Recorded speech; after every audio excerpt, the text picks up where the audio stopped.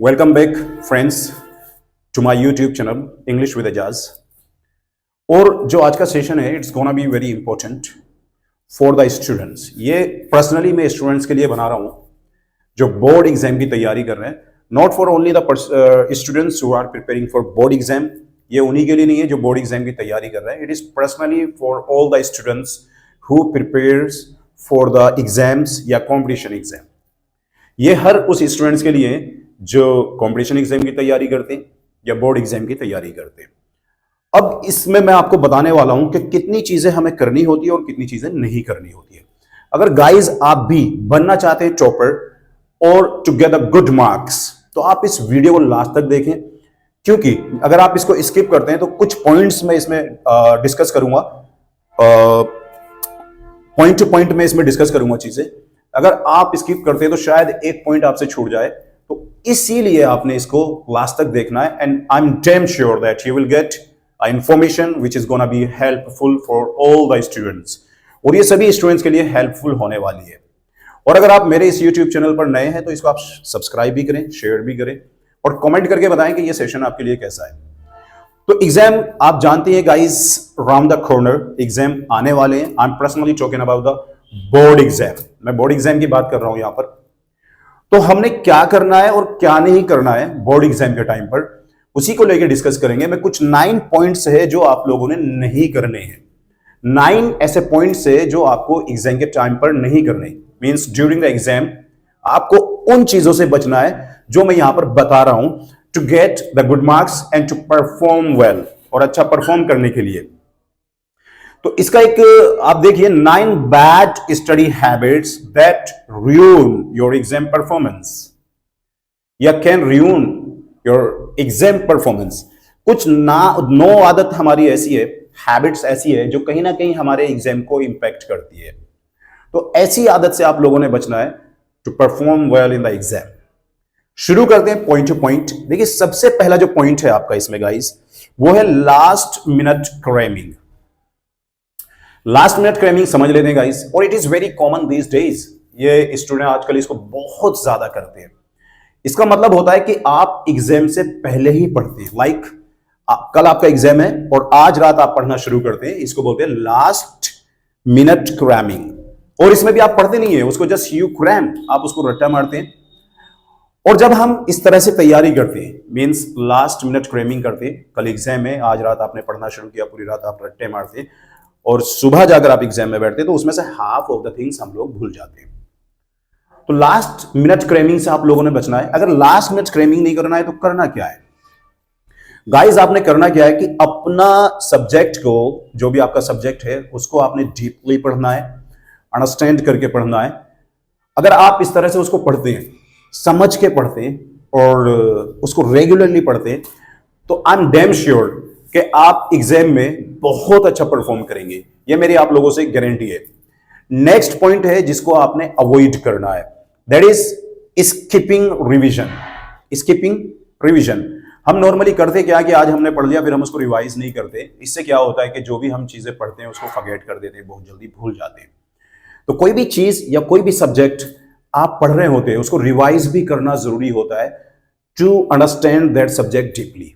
उस सब्जेक्ट को डीपली समझने के लिए आपने उसको क्या करना होता है, रिवाइज भी करना होता है. अगर आप रिवाइज करते रहते तो वो सब्जेक्ट आपकी उस पर कमांड हो जाती है उस सब्जेक्ट पर. तो आपने क्या करना है, रिवीजन जो स्किप करते हैं उसको नहीं करना है, बल्कि आपने रिवीजन करना है. रिवीजन करने से हम लोगों की उस सब्जेक्ट के ऊपर कमांड आती है. लेट्स अंडरस्टैंड थर्ड पॉइंट जिससे आपको बचना है, that is multitasking while studying. Multitasking while studying समझ लेते हैं होता क्या है. मल्टीटास्किंग का मतलब होता है एक से ज्यादा काम करना. अगर आप dear students and aspirant as you are preparing for the board exam या किसी भी एग्जाम की आप तैयारी कर रहे हैं, आप मल्टीटास्किंग कर रहे हैं during your study, while you are studying, जब आप पढ़ाई कर रहे होते हैं, मल्टीटास्किंग कर रहे होते हैं, तो उसको आपने बिल्कुल अवॉइड करना है. मल्टीटास्किंग मतलब क्या होता है, आप किसी पर्टिकुलर सब्जेक्ट को पढ़ रहे हैं, साथ में आप मोबाइल भी यूज करने लगे, साथ में आप वीडियोस देखने लगे, साथ में आप गेम खेलने लगे. तो ये क्या होता है, कहीं ना कहीं आपके कंसंट्रेशंस को ब्रेक कर देता है. इसलिए आपने बचना है multitasking while you are studying. करना क्या है, अगर मल्टीटास्किंग नहीं करना तो क्या करना है, study while you are studying. बहुत एक अच्छी कोट है कि जब आप पढ़ाई कर रहे होते तब आपने पढ़ाई ही करना है।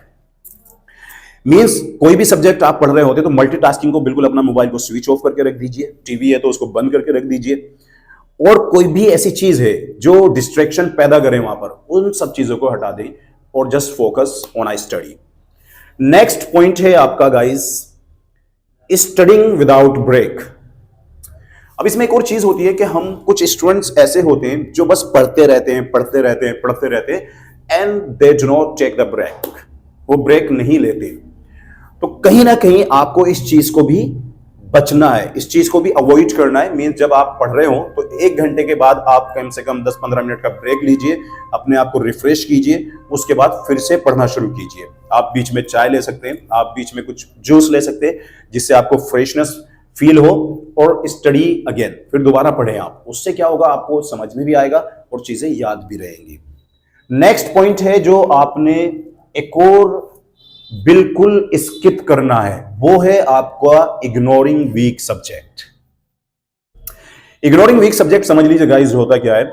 इग्नोरिंग वीक सब्जेक्ट होता है कि जिस सब्जेक्ट में हम लोग वीक होते हैं, या sometime we feel that it is very tough subject for me, और हमें लगता है कभी कभी कि ये वाला सब्जेक्ट मेरे लिए पर्टिकुलरली टफ है, means we are unable to understand the subject और the subject is all about. Subject किस बारे में है, सब्जेक्ट है क्या, सब्जेक्ट को आप समझ नहीं पा रहे हैं अच्छे से, तो कहीं ना कहीं हम लोग उसको वी स्टार्ट इग्नोरिंग इट, हम उसको इग्नोर करना शुरू कर देते हैं। एंड गाइस अंडरस्टैंड, अगर आप अपने वीक सब्जेक्ट को इग्नोर कर रहे हैं तो definitely you are not going to perform well in that subject. उस सब्जेक्ट में आप बिल्कुल भी अच्छा नहीं कर सकते, क्योंकि ऑलरेडी वो सब्जेक्ट आपका वीक है। तो इसलिए pay extra attention on a subject you are weak at. क्या करना आप लोगों ने, जो आपका वीक सब्जेक्ट है उसमें आपने क्या करना, एक्स्ट्रा अटेंशन देना आपको, जिससे कि आप उस सब्जेक्ट को समझ सके। ओके, तो ये आप लोगों ने करना है।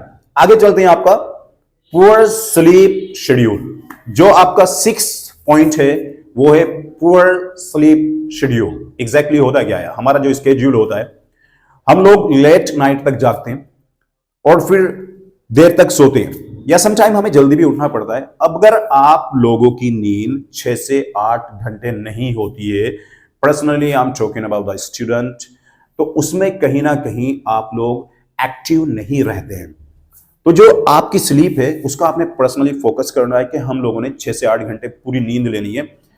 क्योंकि मैं ये बात मेडिकली कर रहा हूं, अगर हम बात करें when it comes to medical science, उसमें कहा जाता है कि अगर आप अच्छी नींद लेते हैं तो आप बिल्कुल रिफ्रेश हो जाते हैं, पूरी तरह से फ्रेशनेस फील करते हैं आप।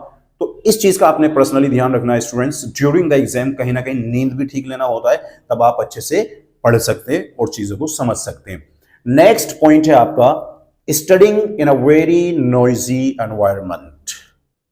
इस चीज का पर्सनली हम लोगों ने ध्यान रखना होता है स्टूडेंट, कि जब भी हम अपने आप को किसी चीज के लिए प्रिपेयर करते हैं या किसी सब्जेक्ट की आप पढ़ाई करने वाले, तो आपने क्या करना है कि एक ऐसी जगह आपने फाइंड आउट करनी है जहां बिल्कुल भी शोर ना हो।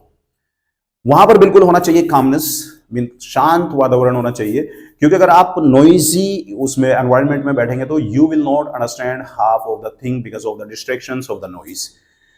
क्योंकि जो डिस्ट्रैक्शंस होगा नॉइज का, उससे आप कंसंट्रेशन ही नहीं कर पाएंगे, कंसंट्रेट कर ही नहीं पाएंगे आप अपने सब्जेक्ट पर या जो आप पढ़ रहे हैं। अगर आप कंसंट्रेट नहीं कर पा रहे या और समझ ही नहीं पा रहे ठीक से, तो it is worthless to study, पढ़ना ही बेकार है फिर। तो इस चीज को आपने बिल्कुल स्किप करना है और आपने रहना है उस एनवायरनमेंट में जहां पर आपको कोई भी डिस्ट्रैक्शंस ना आए। ओके, तो आपने क्या करना है, स्किप करना है, जो नॉइजी एनवायरनमेंट है उससे बचना है, और एक ऐसी जगह पे आपने पढ़ना है जहां पर बिल्कुल शांत वातावरण हो। तो वहां पर आप पूरी तरह से फोकस्ड कर सकते हैं और चीजों को अंडरस्टैंड कर सकते हैं। नेक्स्ट पॉइंट है गाइस आपका नॉट प्रैक्टिसिंग पास्ट पेपर्स। देखिए हम क्या करते हैं मोस्ट ऑफ द टाइम कि जो पास्ट पेपर्स होते हैं, मींस आज आपका एग्जाम है और लास्ट ईयर एग्जाम था बोर्ड का, लाइक 12th का या 10th का, तो जो लास्ट पेपर से उससे उनको अगर हम रिवाइज करते हैं या पढ़ते हैं तो उससे हमें आइडियाज मिल जाते हैं कि किस तरह के क्वेश्चंस आने वाले हैं एग्जाम में। तो it's gonna help a lot, ये भी आपकी बहुत हेल्प करने वाला है।